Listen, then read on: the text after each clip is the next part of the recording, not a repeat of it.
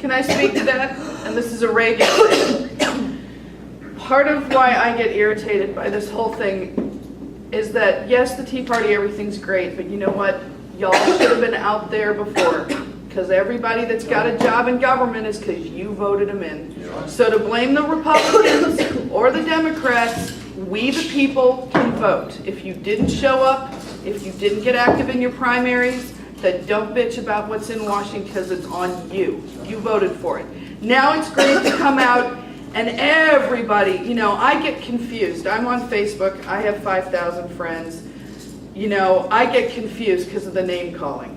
I didn't support Joe Kennedy because, and therefore I'm a rhino, according to everyone, because Scott Brown's a rhino. Well, no, let's look. No, this is people think Scott Brown's a rhino. Yeah. Why? Because he's pro-choice or whatever it is. He voted for Romney Care.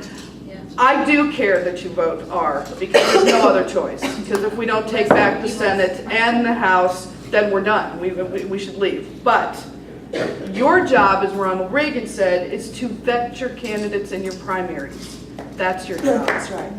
That's right. You need to be active. Do not blame your neighbor. Do not blame anybody else. Don't blame the party you are registered in. Blame yourself if you don't like what's in Washington, because it's our country.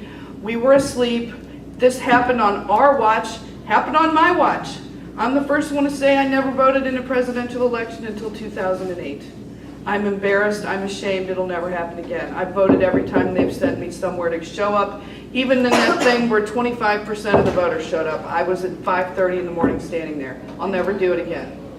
Get active, because, and as Sarah Palin said, not every candidate is going to be perfect. So this purity test makes me nervous, because I don't want you to go, well, he didn't agree on this one thing, so I'm going to vote for the third party candidate. No. Well, that's like Kennedy's 85% rule. No. If you can agree 85%. It's your job, and if you're living in, like, everybody complains about Snow and Collins. Guess what? They voted against Obamacare. At the end of the day, the two rhinos from Maine stood up for the party. So I'm just saying, be careful about the names and be careful, you know, of going the other way with it, because the third party voters are going to kill us. Yeah, I just had a quick comment, because I'm really involved in tea parties, tea party movement. How many can say amen to that, right? Rachel, yeah, everybody, you know. And sometimes people like don't know why we do the tea parties. Sometimes like, well, what's this tea party for? You know, we go like preach to the choir, you know, we see all, you know, people, conservative patriots.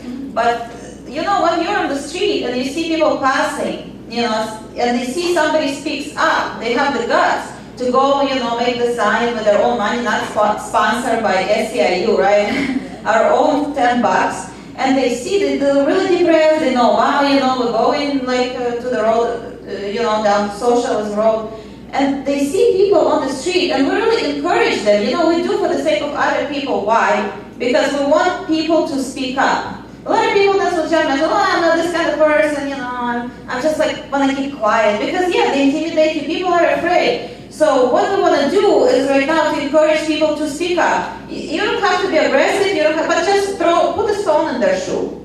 Make a comment they never heard before. You know, Constitution. I'm sure many people haven't heard, you know, about Constitution, especially young people. Like, what's Constitution? What's in there? Maybe they think healthcare is a right under Constitution. They don't know. So tell them something they never heard before. Put a stone. Don't get aggressive. You know, be nice. But you have to say something, you know, you know, how many people you meet a day? If you minister to one person a day about conservatism, you know how many souls you can win, right? You know what I mean? But another thing is that we're doing this Conservative Forum of Silicon Valley. Bonnie, right, you know, is a member, and then we have 912 group anyways.